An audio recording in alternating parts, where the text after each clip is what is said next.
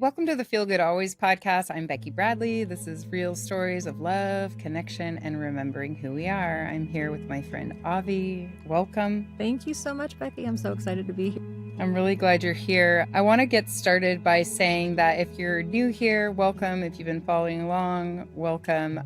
What we do on this podcast, we're bringing this Feel Good Always energy onto the earth through this transmission here of words, of stories. And Avi, you are part of this. So my daughter, Kira Bradley, she died in a fatal accident, obviously. For anyone that's new, very heartbreaking. And we've talked about that a lot on the podcast. But that opened up this really wide level of connection for me. And one of the things that happened right after she died was I knew all of the people were coming. And I thought that at the time it was all the people that were going to come help me heal and live through this unimaginable pain. But I kept hearing they were coming. And this podcast it is about the healing, because I think that's important. But all of these people, it wasn't just the people that were going to help me heal. It was the people that were going to help me do this work, which is bringing this beautiful energy that I fully embody here today onto the earth. And so person after person has found me, and you are one of those people. And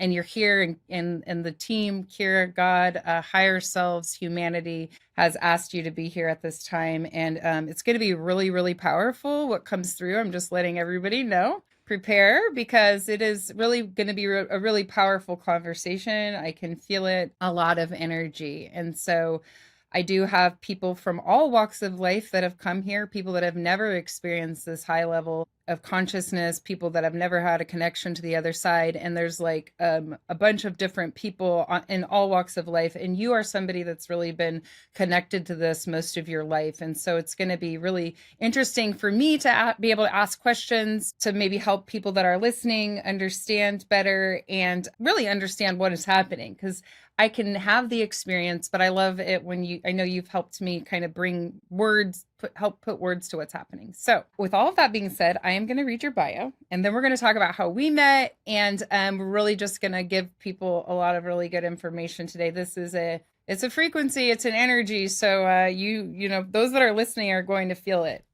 It is flowing. It is flowing. Yeah, it is flowing. So Avi Amenti Toros is a spiritual teacher, oracle, and master energy healer who has spent more than 2 decades guiding people through profound healing, initiation, and remembrance. She helps seekers, sensitives, and spiritual misfits reclaim the sacred within themselves and remember their true belonging, not as a destination, but as a way of being. Her work bridges the mystical and the practical, blending energy mastery, ritual, ancestral healing, and multidimensional channeling to help others anchor love, embody their soul, and walk the path of beauty and remembrance. Having walked her own journey of sensitivity, single motherhood, and healing, Avi knows firsthand what it means to feel disconnected from source and to long for home. She brings that depth of compassion to everyone she serves. Avi is the founder of Sovo Lumina Mystery School and The Constellation, where she offers initiatory teachings, collective rituals, and one-on-one mentorship for both newly awakened seekers and seasoned spiritual leaders. Whether she is activating sacred sites on the land, teaching energy mastery, or simply holding space for another's unfolding, she serves as a bridge between worlds, a companion on the journey back to the essence of who we truly are. At the heart of all she does is the same frequency we hold here on Feel Good Always, a remembrance that love is real, only love is real, and that the sacred lies within us and all around us, and that coming home to ourselves is possible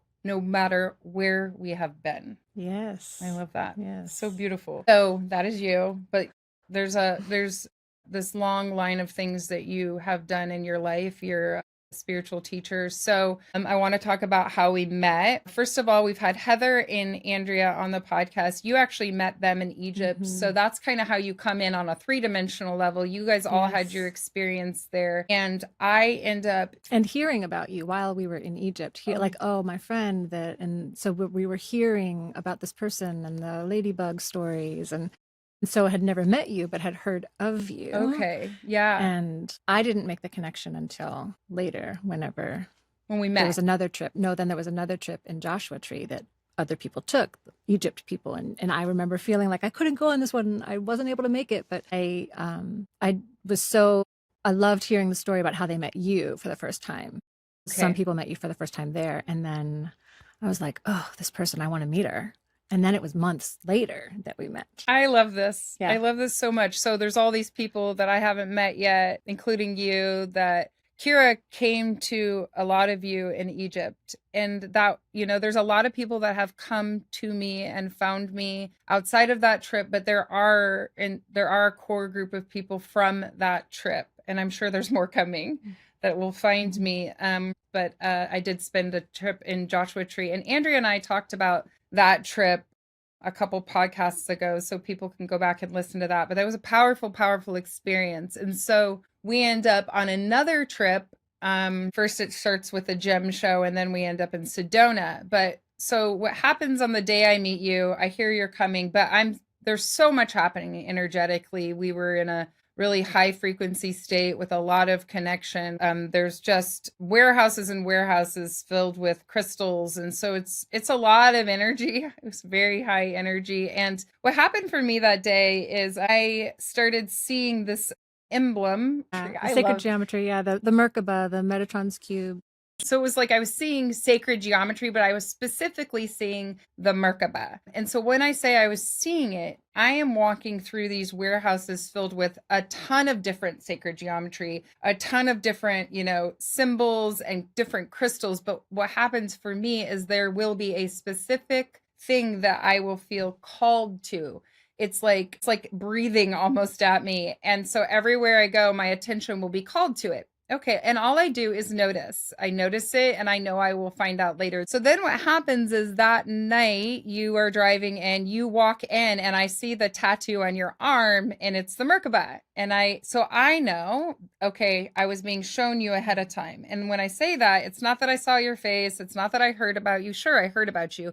But the way that I knew that you were going to play an important role is because when I say they, it's really, it's like through me, the energy of these symbols is kind of pulling my attention. So noted. And so you can go from there on what your experience was during that time meeting me and your experience with Kira. I know in that moment and beyond that, if you want to expand on that. And I showed up, everyone's like, we're ready to go. We're ready for dinner. And I was like, I'm arriving. I'm a little bit. And you literally just stood and looked at me and you're like, I was supposed to meet you, and I'm like, okay, great.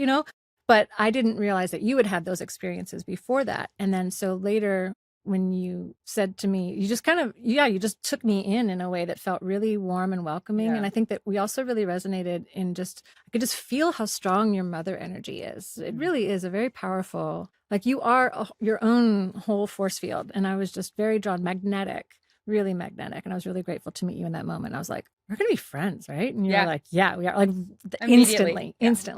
Hung out. So good. You hung out. We were like, we all stayed up till like midnight, just talking. Yeah. Yeah. Because, and what's really cool about my experience when I get shown like that, I don't have to feel strange about saying that to people. Like even the guys here at Live Action Music, the first time I met them, I was like, we know each other, maybe another lifetime, but I was called here. We were supposed to meet. And so it's very clear to me. And so you're one of those people, and you have this is work that you've been doing your whole entire life, working with people, helping them remember who they are, being really connected to the land, being connected to these energies. You have a mystery school. You're really you are here, but you just came from Joshua Tree doing a one-on-one retreat with somebody, really helping them connect. Tell me about that, just for briefly, because you have better words than I'm going to use, what you were doing on your way here. Yeah. So yes, I work with clients in multiple different ways. So sometimes it's just weekly sessions and sometimes it's one-on-one, but I love going deep with people, deep and intimate spaces, because I have a really hard time with a 1-hour session. I'm like, but I want to keep talking for 4 more hours because I can see all of the different things that need to happen. And sometimes it's hard to just say, well, I'll see you next week. So I started designing deeper, more intensive portals. And sometimes it's intensive in like, we got to get into something. And sometimes it's intensive just because you don't have to break the energy right away. And you get to really immerse yourself. It's immersive, I guess is another way to say that. Yeah. And so, we worked on this particular, everyone gets to build their own session. It's like retreat. It's a bespoke kind of experience. And so we worked on a lot of like how to live in a sacred way and align with morning and evening rituals. And so we did that together in a very shared way with the medicine of the desert, with these activations, with Kira that came through actually while we were out there. And I knew she was going to come through. I just didn't know when. Perfect time. And so it was just, yeah, these ways that I get to support people. And I love being able to really hold somebody. And so what better way than to say, let's go find a house in the desert and get into it. You know? Yeah, I love that. When you described it to me, I was like, this is what happens, is that you have people, we find each other to do this work and really like almost like activating each other because you hold a frequency, you meet someone, you help them find this that is always deep. It's deep within all of us. So the people that are listening to this podcast, I'm not attached to what anybody gets out of this. I'm just saying that when we hear these stories, when we start to do this work, it is something that is already within us. It is already within us, and it's just being turned back on. So when us women get together on that trip where I meet you, it's like all these women that I've never met before. I'm not a girls trip girl. I'm just not. I don't do that. I don't leave my family. If I'm doing a girls trip, it's one night. But since Kira died,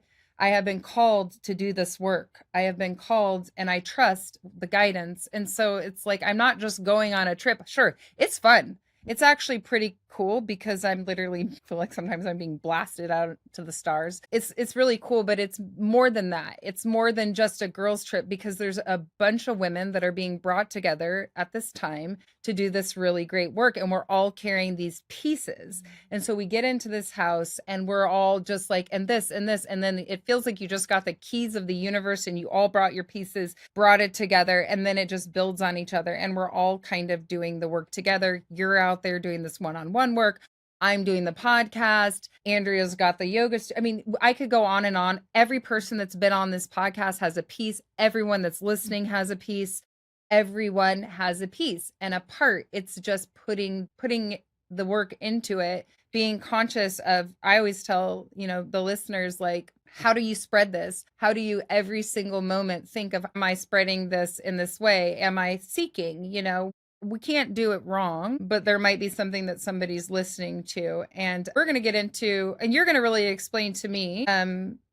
I do understand it. I embody it. A lot of these things that have happened, but you have really better words to explain it. So I know that, okay, so you and I meet, you have a connection to Kira pretty much right around then, and you start connecting with her. You leave from there, and then you go to your friend's house. So tell us about Seth Orion. Yeah, so we did the work in the desert together, and that was when you introduced me to Kira, and you said to me there, I knew I was supposed to bring one of these boards. Yes.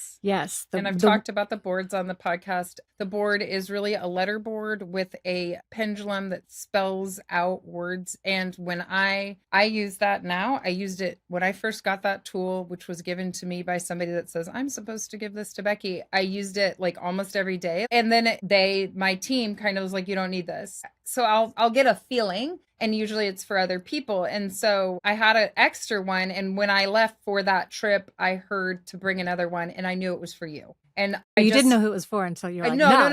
I didn't know who it was for when I grabbed it. Yeah. But I knew it was for you once I met you. And I did the same thing that happened to me, which was someone said they kept going to bed and kept hearing, this is for Becky, this is for Becky. So I knew it was for you. So now you have and you're super connected. So when I get the board, I'm also connected, but you channel it's not like you need this to connect. It was just an extra tool that was giving you another. Yeah. I feel like it really, what was interesting is it's like there's a key code, right, to access this particular frequency. And so, yeah, I was already channeling and doing a lot of things. And you were like, well, I've never done it. And this is how I started accessing things. And then you learned and you went forward with that. Is that correct? Yes. Yeah. So I watched you. You're like, this is how this works. This is what I do. And I just again, being in your field anytime, but then also doing it while you were meditating and channeling Kira and showing how you kind of dictate your notes and everything. And I was just like, oh, I'm just sitting there. I get to receive this beautiful transmission. Because it's a feeling. It I is. just keep telling people it's a feeling. So these words, when we share them, it's a feeling. So you're sitting there and it's not just the words, it's the feeling and it's the frequency behind the Right. words, even if you don't understand what they're saying. Because it's the transmission. It's transmission energy, medicine. And so I get to receive that frequency and I can feel it in my body happening. But that, in a lot of ways, when we're around other people doing healing work, then sometimes it unlocks a particular frequency, like a flavor, right? Yeah. And so I learned Kira in that moment. If that's the way I explain it. And when you said, and now this board is for you, go sit down and try to do it, I was like, this feels awkward. I just want to channel. But because other beings that have other children that have passed that I have now come to me, I have been working with them a lot through their mothers and their healing work. And so then all of a sudden they would show up in my work and I'm like, oh, hello, here you are. Seth Orion is one that I named Seth Orion, you're friends with his mother. His mother came in. Nyla, who is also a healer. And so I receive my healing work. I'm like, what better person to receive energy healing work than this non-physical being that's coming through and working with me? So I've been working with them for years already. And then I was like, sure, great. This woman that has, lost her child, who's now channeling this divine, powerful transmission of energy through. Of course, I get it. Let's go. Let's be Kira. Yeah. Because you had already had experience. When you say non-physical being, it's like Seth Orion is no longer in his body, but he's actually one of your, right. He's who you go to, because people go to healers, you go to Seth Orion. Because your frequency is so high, you have to be super particular with who you, and it's not that we don't, like I can help you now and we help each other, but he helps you on a different level. So you already had experience with this, like I know, and then Kira is consistently showing you, helping you bring this through, because they have access to something that we have access to it, and we're moving more into it. They're helping us get more access to it because we have so much help. So I give you the board and then you move. And I was like, this is so, it feels clunky. What do you mean I only get one letter at a time? I want whole sentences, It's like, I get one letter. But it was a really beautiful way for me to step back and receive, and the reminders that when we're doing all of this healing work, no matter what the medium is, we always have to, step back and be the observer and be the witness and not impose any idea on it. So until we can, and so I learned Kira's language in that moment. I learned how she speaks. And even when I say she, sometimes I feel like that's reductive, because there's an earthly Kira, and then but the energy of the channel, and when the energy of who she is when she comes through is so beyond. She's very, very high realm guide. And so some of the highest realms that when I work with a lot of guides, and she's up there. Yeah. Angelic, archangelic, like seraphim level. Yes, we've talked. I know those are words that you've used to refer to that. She taught me that she's from the seraphim. And I like to tell anybody that's listening, I knew nothing about any of this. But what happened to me is that, or happened around me, because what happens is my life teaches me. And so she dies, and then I hear pretty much that she died because she sits at the highest realm. That came from me from everywhere. And then she explained to me through multiple sources, plus directly on the board, that she's at this highest realm, which makes sense, because when she first started coming, even her signs, her personality can come through ridiculously and funny, where she's teasing us with signs and stuff. And on the board, it was very funny. Everything that, she was saying sounded just like 15-year-old Kira, who had a very expansive soul here on earth. But the energy that comes through, like you said, it's massive. It's not, it's feels like all knowing, way more than just who she was here on earth, way, way more. And that's why this ability to communicate with a lot of different people, whether they've ever had this ability before, and then you being very familiar with different frequencies, being like, this is big. It was big. Really big. Yeah. And so I was using the board for a while, and still do. Now there are times when, I can feel, and I'm like, oh, I'll take out the board and I'll work with it. But it also progresses, and then you can feel the difference. You can switch between the guides or notice. And so when Kira would come through, I can do more, but I still she does words, not always full sentences, but these just the way that you do your work. So I feel the language through, it's different. It's not the same way that Seth Orion speaks. It's not the same way that other guides speak. And I guess just pausing to say how grateful I am that I got to meet her, not in her physical body, but in this realm, very grateful. It's very beautiful. And I feel grateful that I get to be included in this medicine. Which really reminds me of this moment that we had in Tucson, Arizona with you and me and these women. When Kira died, everyone around me was like, she's gone, which I get it. Like, we live in a 3-dimensional world, and she was never walking through the door again. She was never going to be in her, all those things that you can't even begin to believe or understand. But here I am, a little over a year later, in a house filled with women that have never met her before. Every single woman there, not one of them had met her in her physical body, and every single one of them had a relationship with her, were experiencing her, and were continuing to speak of my daughter, but it wasn't. So it was like this whoa moment, even as I hear you saying it. And obviously now there's this podcast and there's a lot of people, but it was like, it was far from over. I didn't realize that actually, even at the time. I didn't realize that was an experience for you that you got to have of her, our perception, it was and beautiful. our I guess languaging around her presence. Yeah, I can see how that would be very It was healing. powerful. It still is powerful, because I could sit here with the version of myself before that just can't even believe what's happening. And then there's like the all-knowing part of myself that's like, of course, it was always going to be this way. But it's still really powerful. I know it's powerful that people that care about Kira to listen. I know that Kira's grandmother, both her grandmothers, listen to this podcast, and it's like they're getting to hear not only the story of when she was here on Earth, stories they didn't know, but like how she continues to exist fully and is really helping bring in this great awakening through the work that we're doing here, people that are listening, and that we're being guided and helped. And so that was really powerful for me, and to really just begin to understand what is happening, because I named the podcast Feel Good Always. I kind of got led here. I can see the big picture. I see how each person that comes into my awareness, including you, I can see the pieces, and I'm like, it's really, really, really powerful. You have kind of helped me understand, along with other things that have happened. So world is teaching us all the time. So I experienced like a high level of communication from Kira, from signs. That's really how it started. It was like unexplainable things in the physical world. Like, for example, me being like the energy of the Merkaba, the energy of that sacred geometry calling me, or certain numbers, and that it's not, people go, oh, you're just paying attention. Well, I am paying attention, but it's more than that, because I would have noticed this.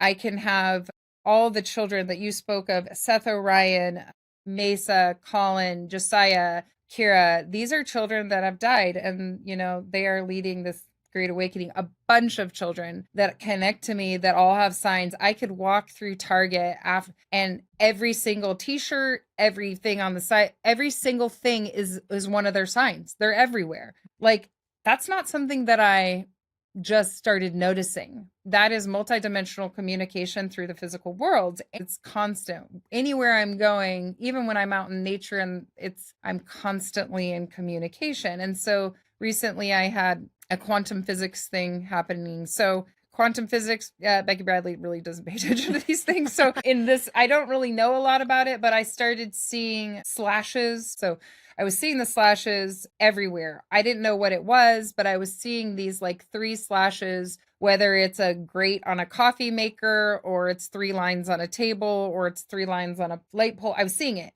And so all I know is it's something. I mean, I could see it right now. It's like the energy of something called me to it. And so then I find out about the double slit experiment, and it's all this about how our consciousness can change matter by we're observing the matter, which I still don't really have the words to explain it. But what's cool is what happens after that is, first I see it in the physical world. And then I had just bought a book called The Divine Matrix by Greg Braden. And then Andrea sent me a video about it, not knowing I was seeing it in the physical world. And then I opened the book, and it's earmarked right on the page where it explains it. So I see it in the physical world. I had multiple people sending me messages about this double slit experiment, and then I read it in the book. And so they're trying to teach me about what I'm experiencing, which is really being a central activator in the quantum field. It's freaking crazy. So I had not said Right. any of what I Yeah. had just said. On the way here, you said, I have to tell you something. And of course, here's what happens is my world starts showing me through Andrea sending me something, through the energy of these pictures, through the book that I just got. I could go on and on where I start being taught by the physical world what is happening.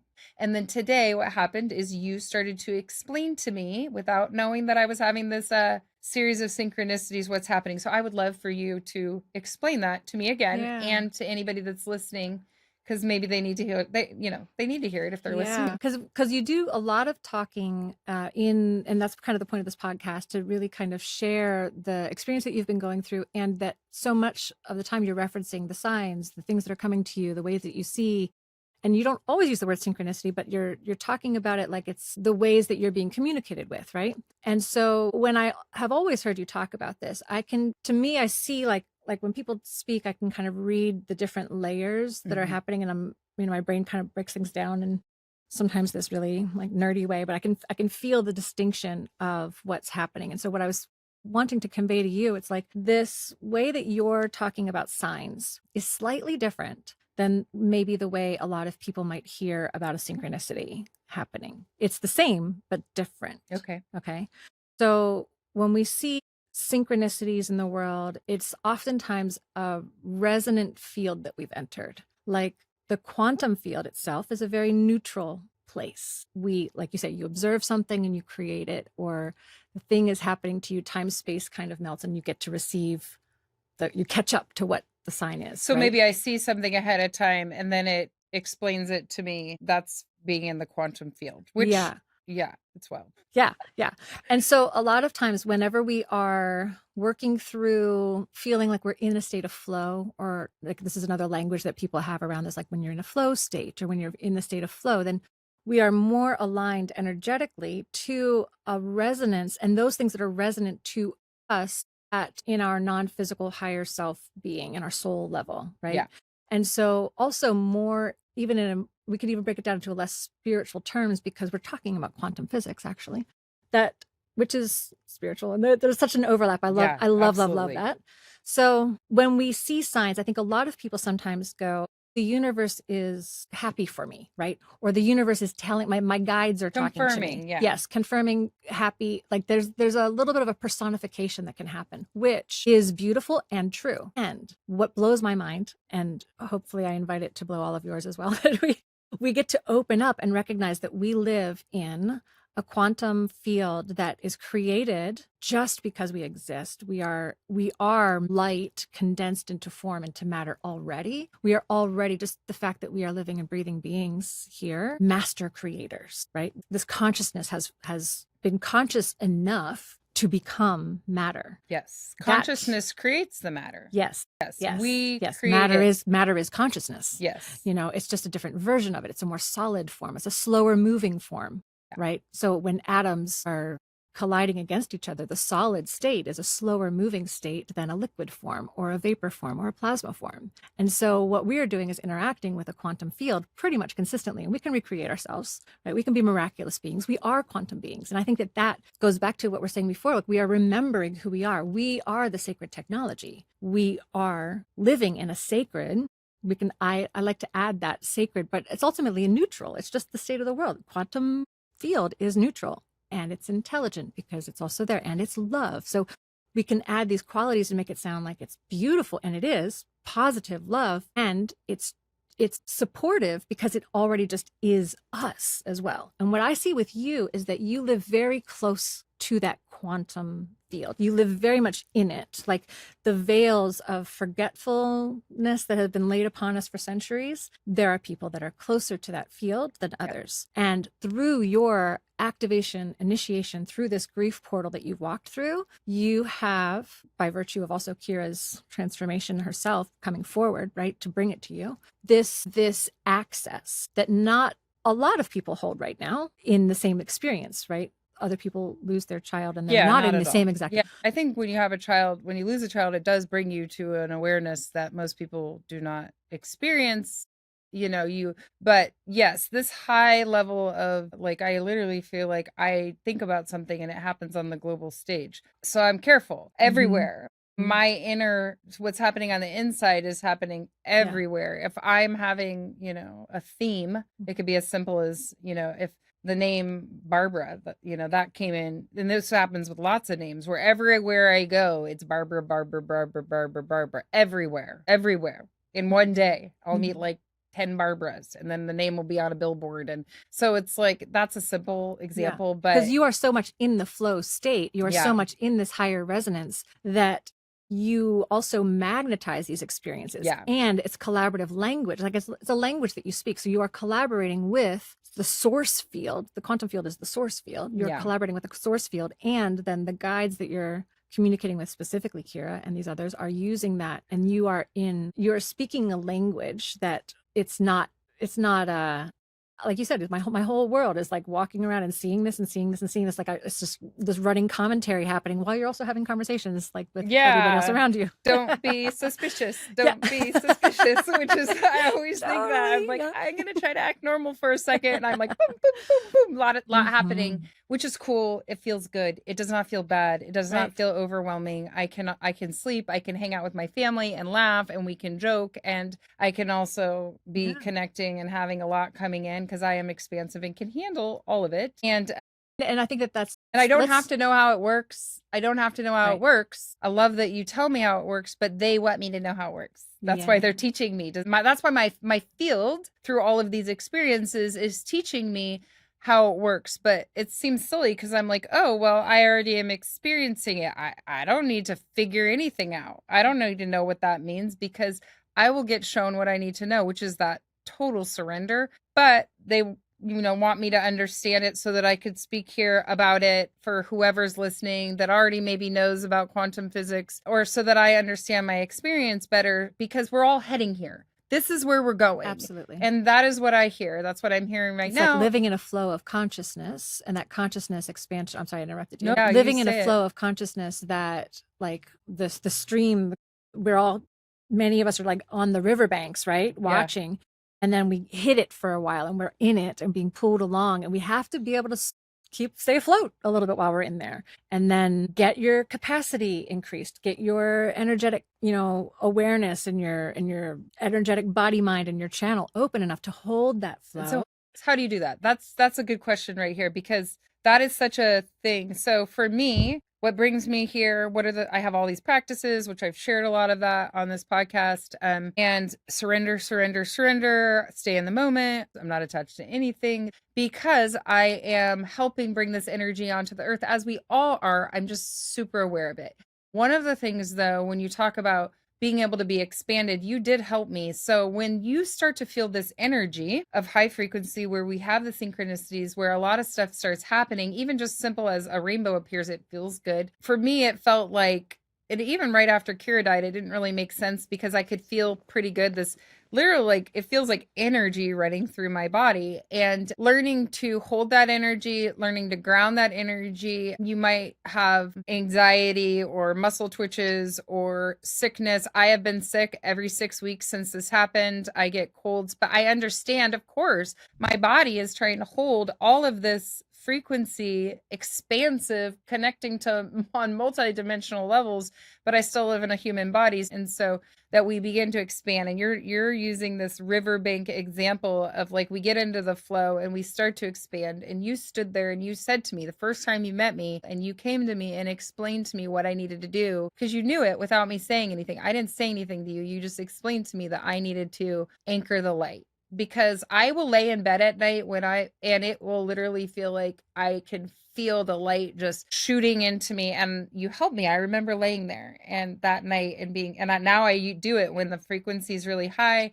I just close my eyes and I just imagine all of this beautiful light, like anchoring down into the earth, because I can just, I gotta be here, and it could be a lot. And so tell me and the people that are listening, when you talk about this river, this expansive, the light, and like what that feels like, and things that people can do, because it's coming for everyone. That's why Kira says, you're going to help people when the change comes. It's coming. And maybe you'll remember this 2 years from now when you start to feel it, when you do whatever work you need to do to be able to have it and come back to this podcast, and remember. But I'd love for you to share some of that. Yeah. Well, I think that this flow of the river, we can talk about it metaphorically, but also it is a very physical concept. Like we have an energetic anatomy. Anatomically, we have arms and legs and a heartbeat, but we also have a channel of light that runs through us, the central channel that runs from our root to our crown. And this is why you see a lot of spiritual traditions, meditation traditions, energy traditions that are talking about there's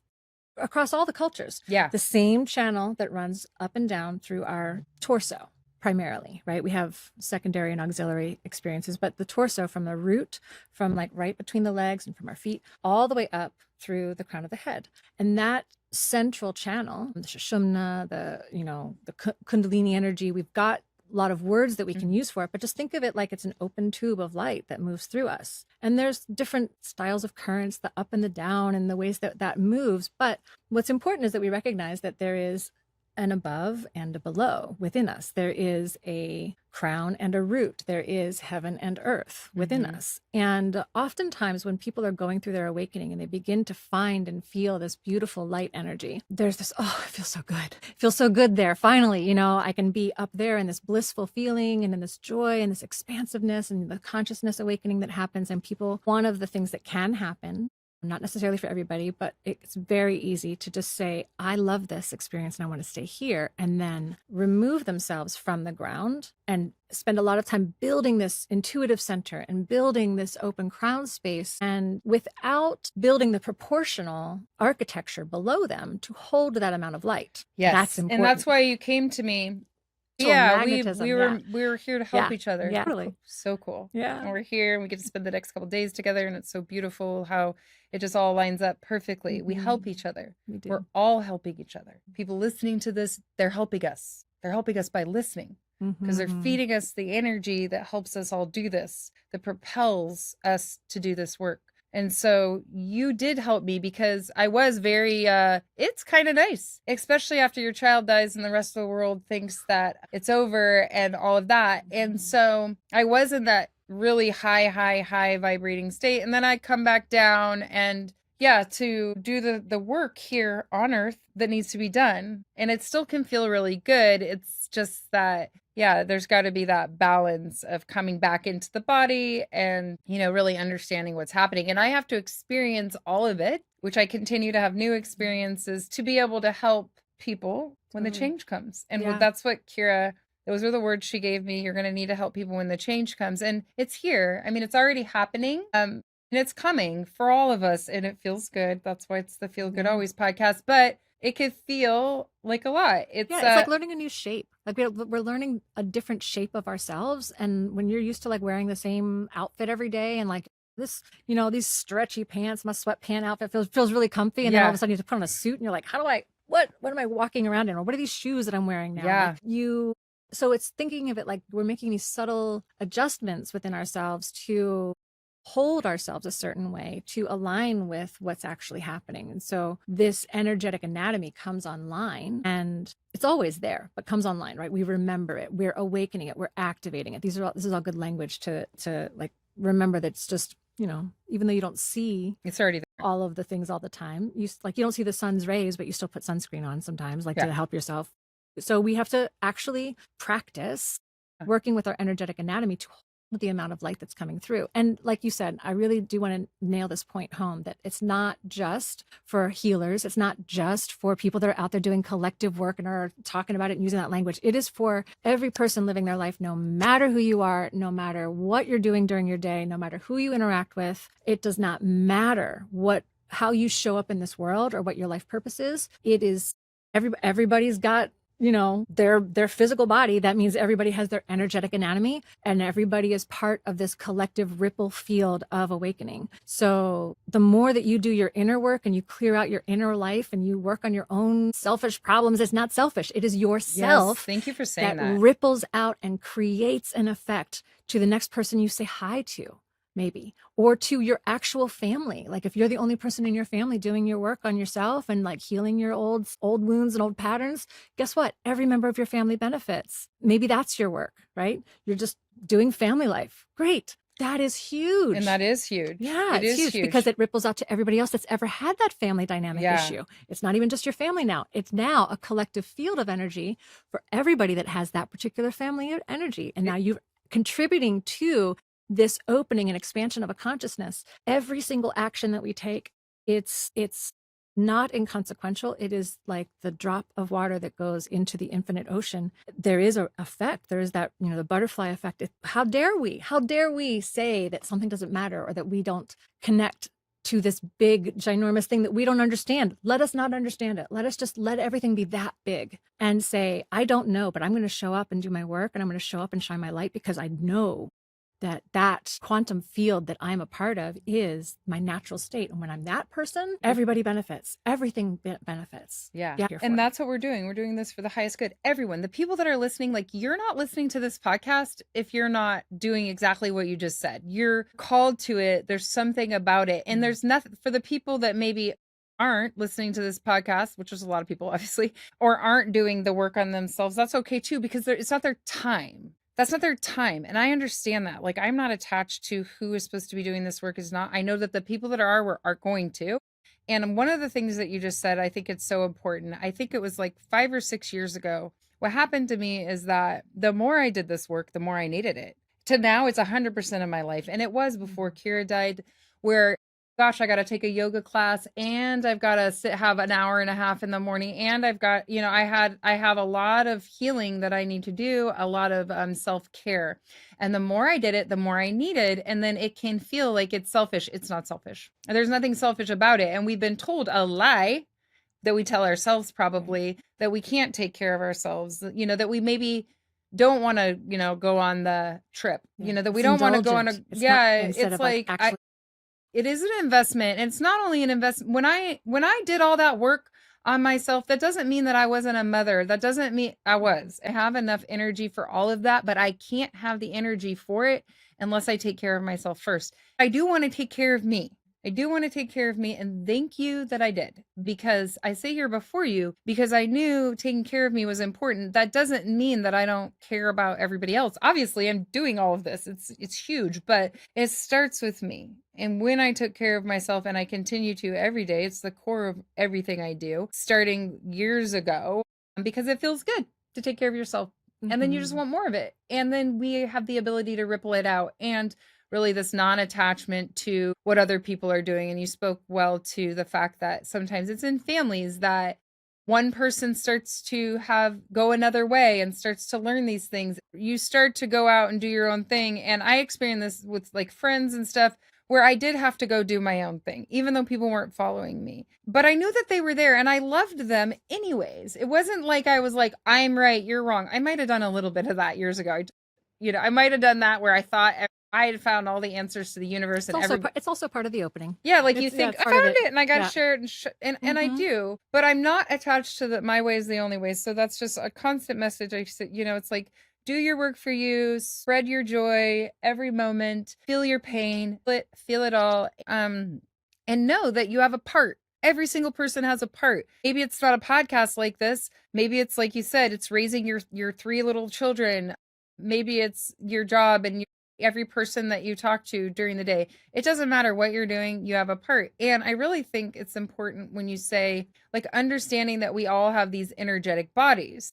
We actually feel it. I could feel it right now. I could feel the energy. And once it's just like paying attention to the energy. And so if there's some tools that you could tell people to do, or things for people that are listening, I know that obviously you offer a great ability to be able to see people. And when people do that kind of stuff and they start talking to healers that are connected, somebody that can see you, that helps you find a piece of yourself, but it's actually you that found somebody to help you find you. It's not in the healer. It's not in this podcast. Right. I want to be super clear. I don't have all the answers. You have the answers. I am just sharing my experience, and you get to figure out what part of my experience connects for you. Exactly. Because our field is teaching us. So somebody could go to you and they could learn some pieces, but you're not the guru, and I'm not the guru either. That's what I learned really quickly, is like, oh, the humans don't have all the answers. It's inside of me. And we do have the answers, but we have to like really we can look to people as examples, but there are people that are further along the path that get to demonstrate to us what we also have within us. Yeah, and what is possible. So that's the role I see myself as well, that I can have done this for a long time, but that doesn't mean that I am all the way along a path, or that doesn't mean that I know all the things that somebody else doesn't know. It means that I know some steps more, I have practiced more, and I can guide that. And I'm also still very human, and I also still have all of my things, and I also fall off and go, oh, that's right. I'm going to do the thing that I teach about and get back on, my altar work and get back into my devotional work and get back into my energy. Because as soon as I stop, it's like, oof, that's right. My capacity diminishes, and I get to be an example and say to people, I'm human too. Yeah. And I want you to see that that's something that happens. We all just live a life as humans and need to just take care of ourselves. So what we're doing with our energy body is increasing our capacity, because life is life, right? And your story, perfect example of this, right? We have a lot of things that are going to come and go and really knock us off our feet. And so all the more reason to invest in increasing our capacity at the level of essential self-care, which is recognizing that we have first this energy body that then creates the physical body, that creates the mental and emotional well-being and all of this. So it's important to really work on that. And there's one other thing I want to say also before I start getting specific about steps, is that I did not just like wake up and come into this. I know you said a couple of times, like, it's most of your life has been this, or you've always been spiritual. And I have, in a lot of ways, from the context that, when I was a young adult, I was exploring this stuff. But I also was not, a lot of people have the story where like they had this mystical experience when they were a child, and they were like seeing, the fairies and all the guides that were coming and sitting at the end of the bed. And like, that wasn't me, right? I was somebody that was actually told a long time ago by an astrologer, well, you're just not going to be psychic, or it's not going to be easy for you, or something like that. And I practiced. And I remember during my spiritual awakening and hanging out with all my friends, and they're like, oh my gosh, do you see this being over here? And are you hearing these words? And I'm like, no, I'm not. I don't understand. How are you so intuitive? And I had this like sense of FOMO, like, why don't I understand this? Why am I not being spoken to? Why don't I get this? And I just did simple steps and just kept showing up for the practice and kept putting myself in the river and I did the work, and I learned the tools, and I kept saying, I want to stand in the flow. I want to stand in that flow. I want to stand in the higher consciousness. It is absolutely accessible to everybody. And I really want that to be heard. Like, you don't have to have a mystical experience. You don't have to see the burning bush. You just show up and turn on the actual architecture of who you are. That's it. Which is, thank you for that. Yeah. Thank you for saying all that. It is, sometimes it does. And even for me, I obviously had a gigantic initiation with my child dying. Mm-hmm. Okay. But what sets me apart maybe from lots of people's children die, they're not, an activator in the new earth. They're part of it, but like what's happened with me, but I had been doing a lot of work ahead of time. All of what you just described. You can't change your soul's path, right? Yeah, like, you can't switch gears. Like you were destined to come in here and experience this. You were going to give us some step-by-step things that maybe like practical stuff that people could do. And of course, in this podcast, in the show notes, I'll have all of the ways to connect with you. I think you're going to start your own podcast. Yes. I mean, or we're going to talk about this while we're here together for the next 2 days. But of course, you should. You should. It's one of those things that, the flow has been dropping in me, and I just keep going, but what do you mean? No, kind of. True. I understand. I sit I before you in front of this microphone, and it's like, and you're doing an excellent job of it. So you're being an example of somebody that just like listens and does it and keeps going. Thank you. Well, I get inspired by watching this, and I'm like, thank you for letting me see this. And we all have people that are inspiring us. Mm-hmm. You inspire me, and I do see people that we actually can do anything, and we can. It's possible. And when you're in alignment, it feels easy. And it wasn't like, I did get lots of messages around this podcast, and it wasn't like I just went, okay, let's go. That's not how this works. I was like, wait, I don't really want to. A lot of things. I didn't even want to post on social media. I didn't post on social media pretty much for a year. And I kept getting pushed. And I took about 3 or 4 months before I finally said yes, because it just kept coming in, and I didn't want to. So I do a lot of, I don't want to, but I had to start posting on social media so that once I have a podcast, people are listening, not because I need to have a bunch of followers, but because I need to give people a place to find me. And I didn't want to be on social media, but guess what? I guess I'm not in charge. Yeah. So, and it's fine. Social media is fine. I just don't. It is. I don't consume. I mostly just put out, and then I get shown whatever I need to see.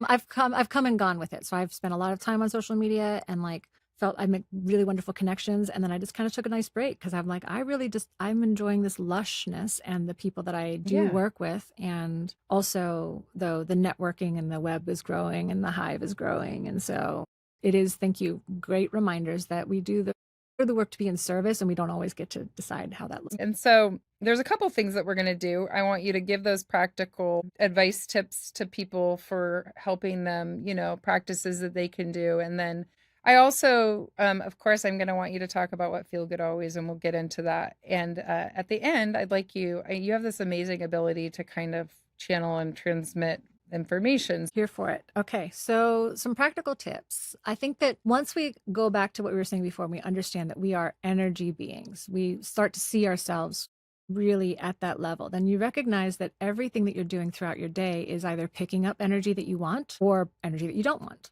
right? There's ways that we are influenced also by what's happening around us. So thinking about if we're like out, like you were explaining before, around being in this group of people and they all have this really open consciousness and that lifts our energy. We could do that just by going out to a music concert or something that we really enjoy and we feel that energy lift around us. We can also go and be around people that are in a lot of tension. So think about like even just news media or things like that. So we, on one level, I think just need to make really clear choices about how you're spending your time and where you want to be and how you're investing of this sacred technology within you. Where do you want that to be? Just look at your life and do a little kind of audit, like what's lifting me up? What's making me feel good? What's bringing me joy? Where do I get to invest my time and energy and be very conscious about it? Because sometimes we just go about it a little bit unconsciously. And so the other thing I would say is to recognize that we have roots that we need to kind of ground down and in. Energetic roots. Open energetic roots. And so you can visualize like tree roots going down into the earth, really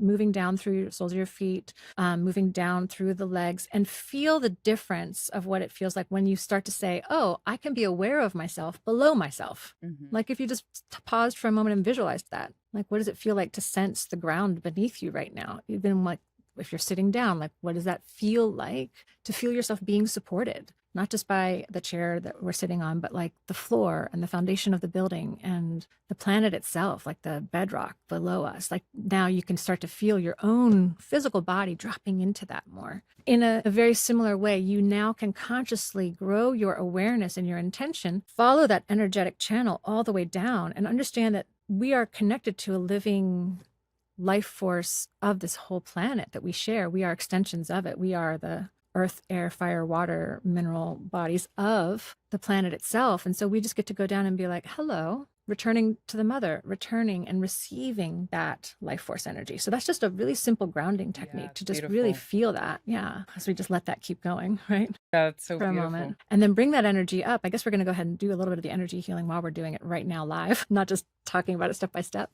Feel yourself bringing that energy up into your central channel. And it's just rising up through your body. And maybe you're noticing like that there are some areas that feel a little more congested, or maybe some areas that don't feel anything at all. It's okay, because sometimes we have little parts of ourselves that might have a numbness, and that's okay. That's also a feeling. Just noticing the body, but remembering, visualizing, sensing, seeing, whatever your own access point is, it's following that channel up through the center of the body and just becoming aware of the top of the head.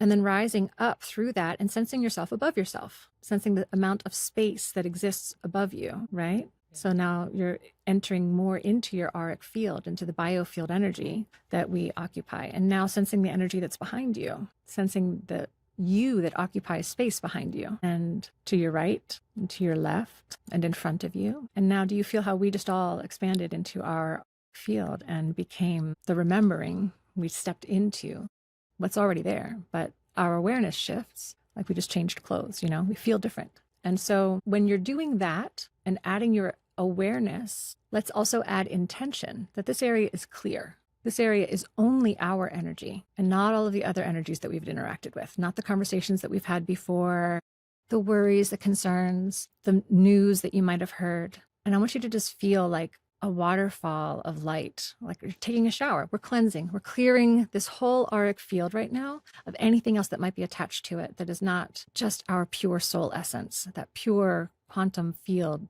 God level soul essence. Yeah, just exhale it all away. And I like visualizing it like, a light water bath, this plasma field that's really just bathing us and snipping away any little attachments that might be connected. So the more we interact with a particular person or a thought about ourselves or about the world, the more it holds an anchored point of energy in our field. And some of those are good, and some of those are diminishing our energy and draining our energy.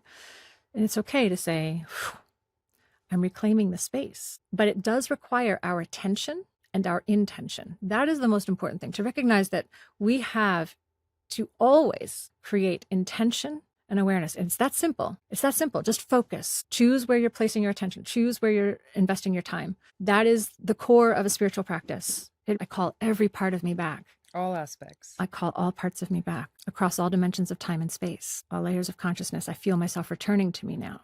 And like a magnet in the center of your body, can you feel all parts of yourself, like you're becoming more whole from all the other ways that you've thought about somebody or been in a conversation or worried about something that's happening? Call your energy back now, because you are more potent and more powerful when you are centered in yourself. And as you do, your energy field expands a little bit more, because more of you is here, more of you is intact. And that means more of you can resonate and radiate at a higher and higher frequency. So we're just growing that frequency just by our intention and our awareness. This is very simple. And this next layer of protection, protect is a big word, but I want you to make sure that you know that you're claiming your space.